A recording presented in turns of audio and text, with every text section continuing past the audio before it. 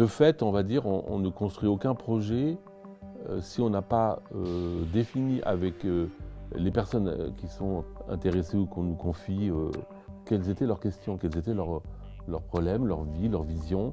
Et dans ce travail préalable, il est très important pour nous parce qu'on n'attaque pas le métier, si j'ose dire, de la vulgarisation, tout ce qu'on sait faire.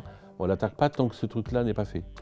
Donc on passe un temps, le temps qu'il faut, pour juste stabiliser ce moment et de savoir d'où partent les gens en fait. Nous, c'est comme ça qu'on le dit, mais finalement, ça revient à cette question de droit culturel.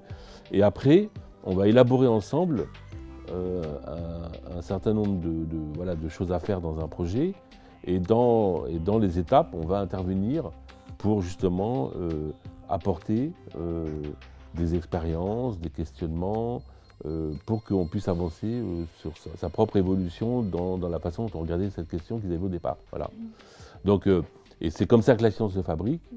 Donc chez nous, en fait, on ne fait que répéter la démarche scientifique, qui est déjà une démarche empreinte de droit culturel finalement, parce que la science, c'est quand même la chose qui se partage le mieux au monde.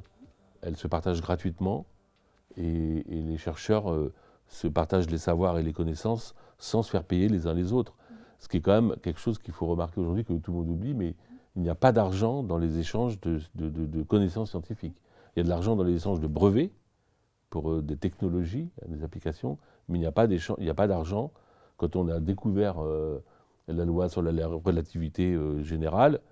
Einstein ne fait pas payer tous les pays du monde pour y avoir accès, ou dit vous n'aurez pas accès à cette connaissance. La connaissance est un partage déjà, donc on est dans un monde qui est déjà très ouvert, et on aimerait aussi d'ailleurs que les autres milieux de la culture soient aussi ouverts et aussi partageurs et gratuits.